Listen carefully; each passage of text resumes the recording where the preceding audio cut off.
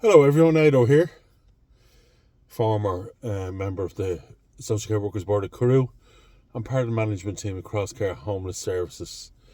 How are you all doing? Lovely day out here in Bray this morning, and I thought I'd just drop a short vlog.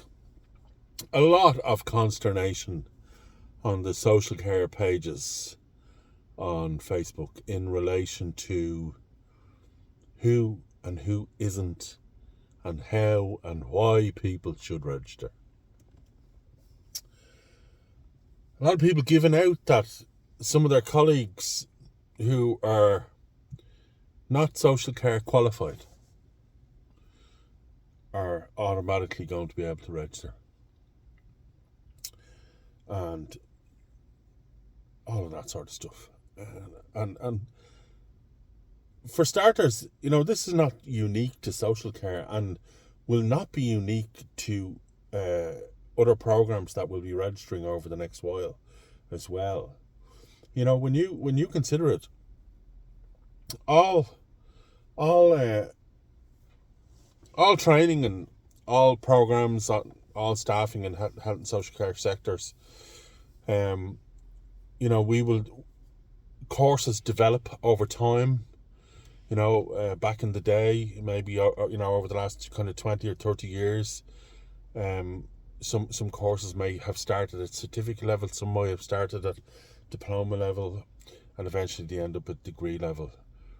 Some people came into the sectors they're working in through another route. For example, in probation services, back in the day, a lot of people who came through probation services may have come from security backgrounds, may have come from prison backgrounds, may have come from youth work backgrounds, whatever, and they got into probation services. And now probation services, everyone has to be registered with the Social Workers Board.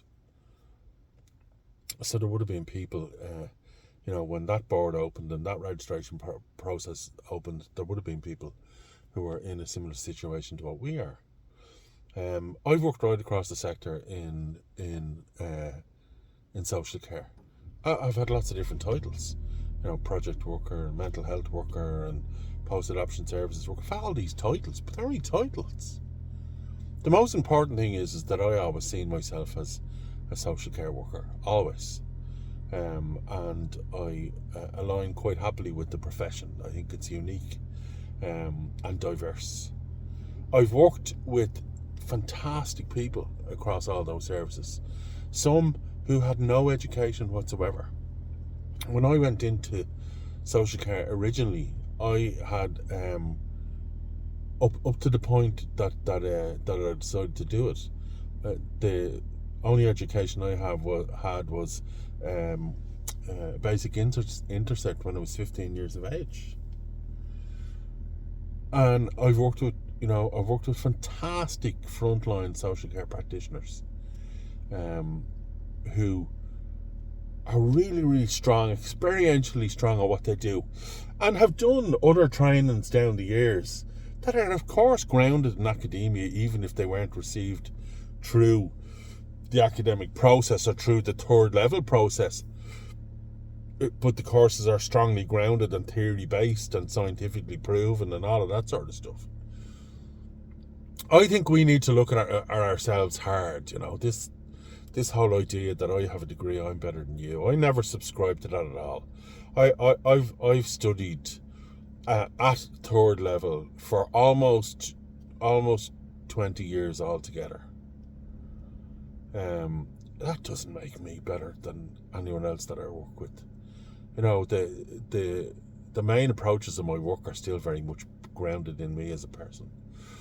If someone wants to register as a social care worker, they are going to have to go through a process where their assessment of professional competence will be looked at. They're not going to be able to just walk in the door because they've decided they want to be a social care worker.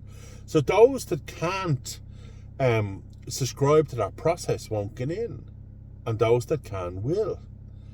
And after the 2 years, it closes, and from then on in, everyone will have to go through the mandated courses in the mandated colleges. That's the way it's going to work. And the same will happen when it comes to psychotherapy and counselling and all that sort of stuff. They're all going to have people who have a million different types of qualifications in a completely unregistered and unregulated system like what we are in now. They will all register. They will all have the same anxieties. They will all have the same situations that we're in. And they'll do that for 2 years, and from then on in, you won't get in unless you are on one of the registered courses. And that's exactly the way it's going to be with us. If every single person who didn't have the recognised qualifications